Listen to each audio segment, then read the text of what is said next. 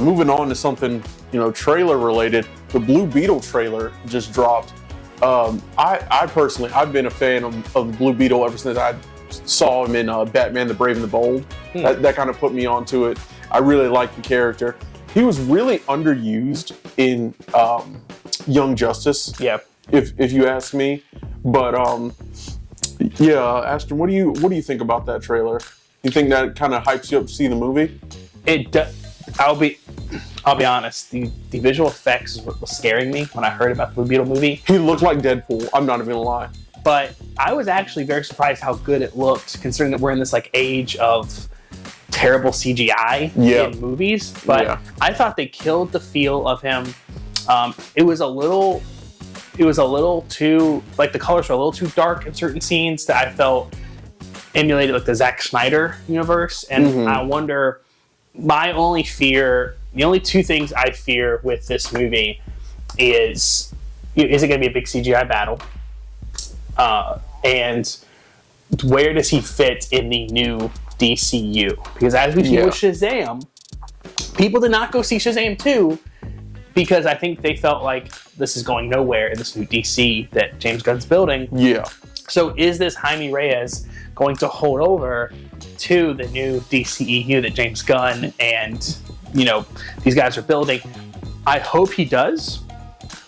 Unless I guess the movie's terrible and then you could just... I think, honestly, if I was James Gunn, I would look at this as a test run to be in the DCEU, and so if it does really well, you'd be like, yeah, this is the I really think that's just what he's doing with all of these movies that are coming out now. They're kind of just test runs to see okay, we're gonna migrate this character over, we're gonna scrap this character, maybe recast that one. Oh yeah. But one thing I didn't like in the trailer, I just don't like how any non-Wonder Woman, Batman, or superhero movie, they always have to have a joke in there. Like, oh yeah, Batman, that guy, he's a loser.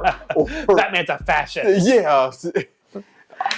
It seems almost to me like these movies outside of the big three can't stand on their own without being like, hey, we're in the same universe as Batman. Remember Batman, the cool guy? I also saw someone talk about it and we can only base what we've seen off the trailer.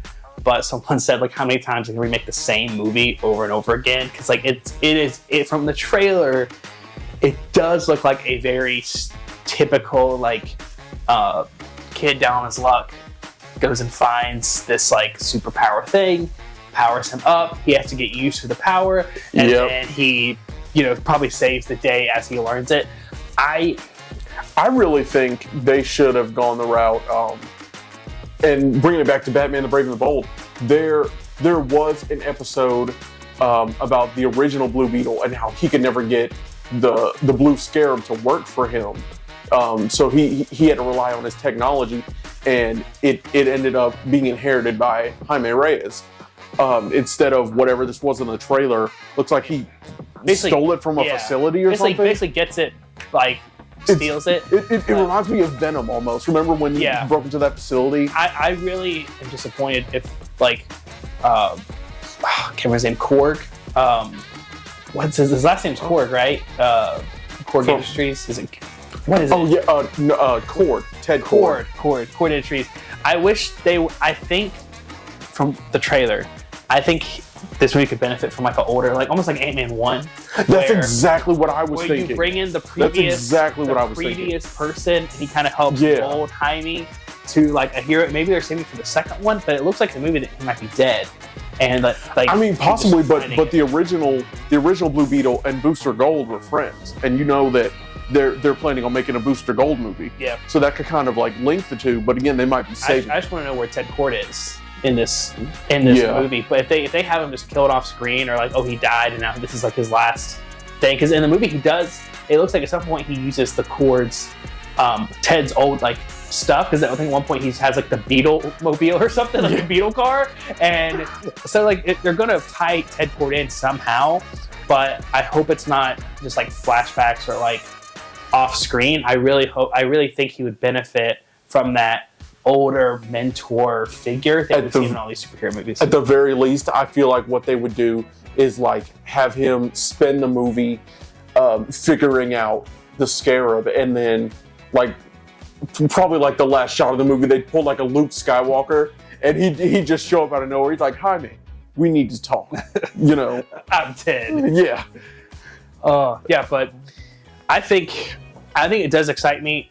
And all a trailer has to do is just take your excitement level wherever it is and just raise it a little bit. Like that's all a trailer has to do is get you a little more hyped for the movie, and it did that. It made me more hype for the movie release, even if it was only by a little bit.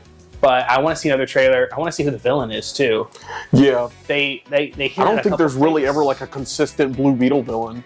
Yeah, and like he doesn't have a rogues gallery to pull from like Batman or Superman or Wonder Woman, or even the Flash. So I wonder who, because usually like will team up with a hero and fight their villain. And I don't like, I've read a lot of DC comics because I prefer DC comics over Marvel comics to read. But I never really read a whole lot of Blue Beetle stuff. Like, he was always like that guy that came in and teamed up with other people, or like Justice League stuff. Especially because he's almost like a Spider-Man character, to where like he's younger, so people don't want to like read his own adventures, but he shows up to like provide support. Yeah. And when he does show up, people really like he's him. He's like Teen Titans person. He'll come in and do the younger teams. But let us know what you guys think about the trailer. I think it was a good trailer, not great, but it at least got me a little excited for the movie. You know, what do you guys think? 1 out of 10, what would you rate it? Let us know in the comments below.